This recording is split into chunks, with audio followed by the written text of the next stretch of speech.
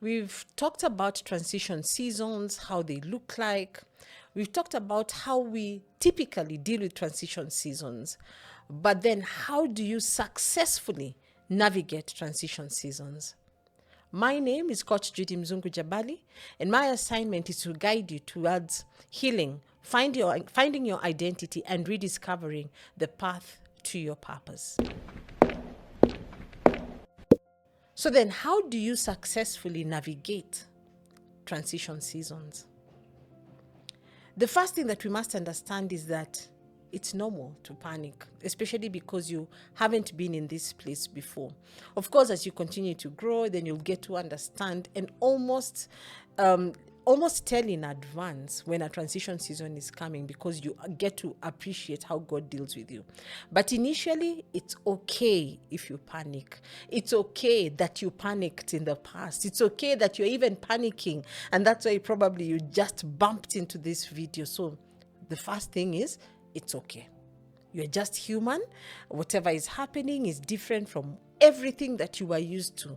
So you're just fine. Just understand it's okay.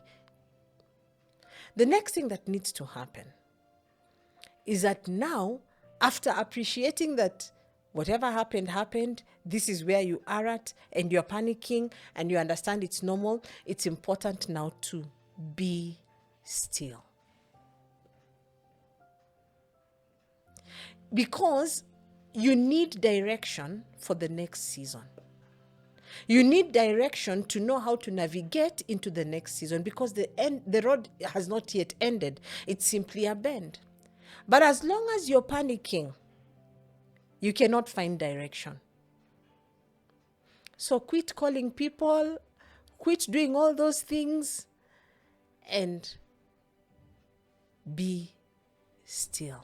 Bible says, be still and know that I am God. After you learn that place of stillness, number 3 thing that you need to do is to reconnect back to God.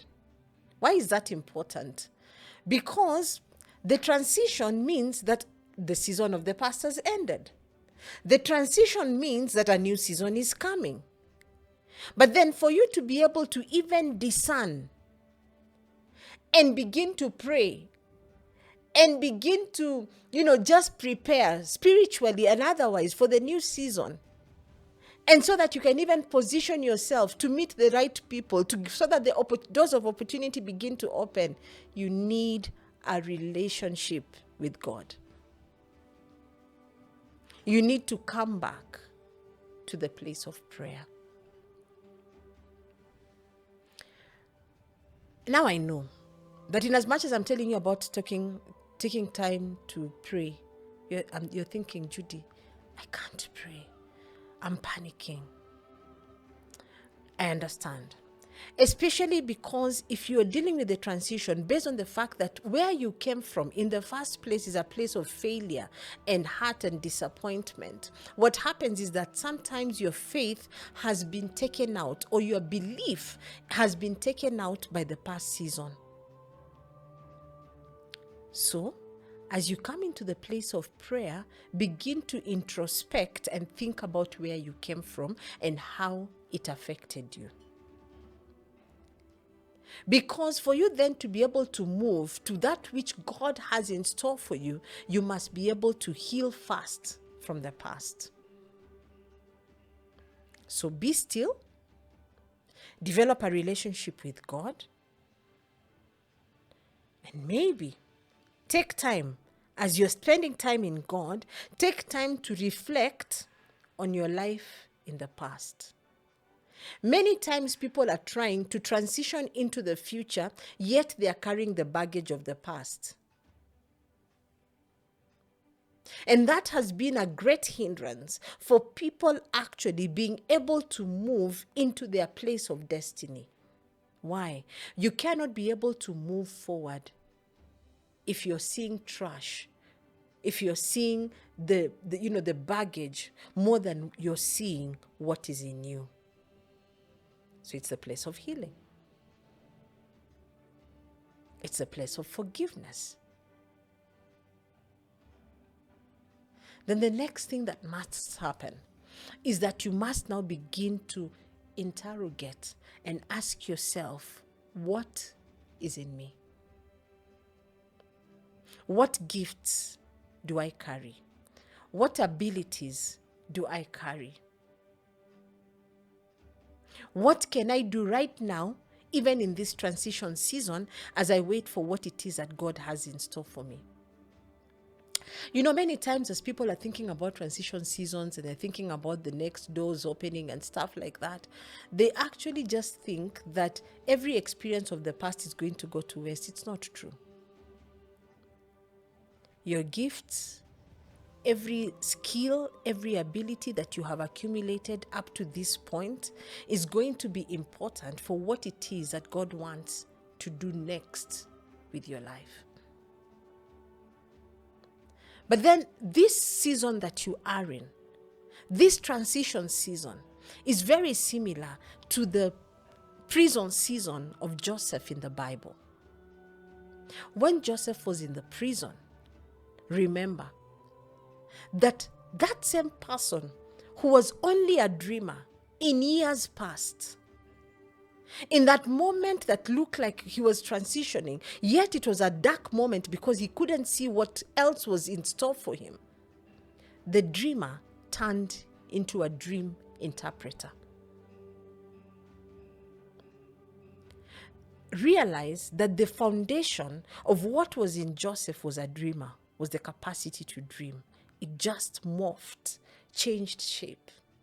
Could it be that you can only see one dimension of you, and yet God has deposited so many dimensions, and yet you can tap into creativity? If only one, you restore your relationship with God.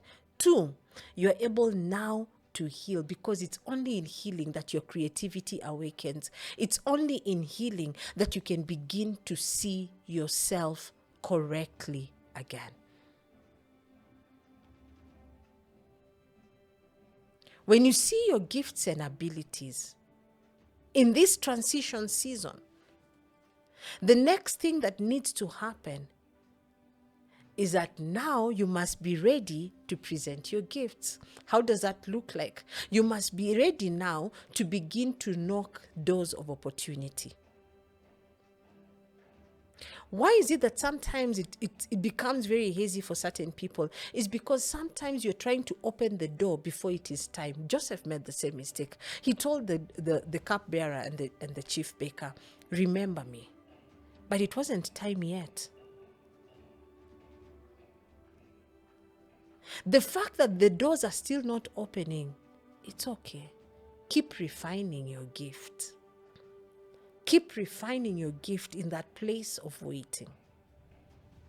Keep refining your gift, that which you discover about yourself. Keep pouring it out, sometimes for free. It won't make sense for many people. But as you refine your craft, the doors of opportunity are getting ready to open for you, so that when you step into it, the former version of you that is not looking at yourself through the lens of the baggage, through the lens of the trash, has been effectively dealt with. You see yourself correctly, then you begin to knock the doors of opportunity.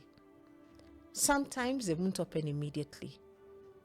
What will help you to stay even when the doors are not quite opening in that season of transition? Remember, the panic has been dealt with. Now you begin to draw from the confidence of your relationship with God. Your faith is awakened. Your belief is awakened.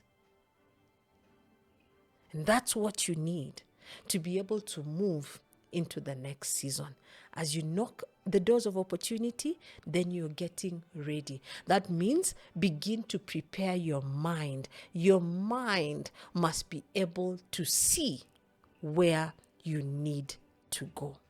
The reason why many people get stuck in the transition season is because their mind has not been transformed. You're still locked in the past. You're still locked in the past failures. You're still locked in the past disappointments. And because of that, you cannot be able to see, to imagine. Your mind must have capacity to see. Your mind must have capacity to imagine. Your mind must have capacity to create, so that even before you step into it, you can almost see it.